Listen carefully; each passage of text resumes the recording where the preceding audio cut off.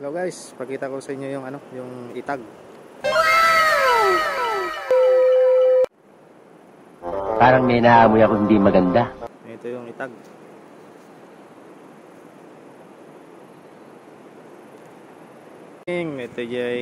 Ito yung Hi. itag. Okay. Tinatawag nila para nilagyan ng asin para ma-preserve yung yung karne ng baboy, tsaka paminta para hindi langawin. Galing yan. So ganito lang yung sinasabit sa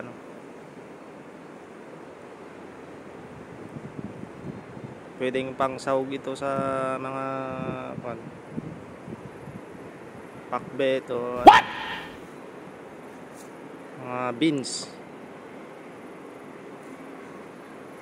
Itag. Yan.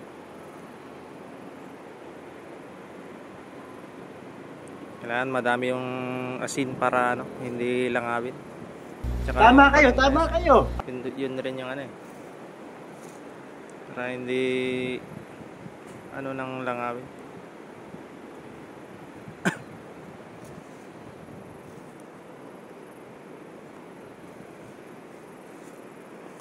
Yan. Madaming asin ang kailangan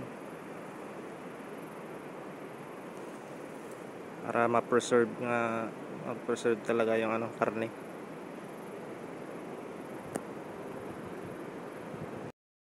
So ayun guys, ganun lang yung paggawa ng itag.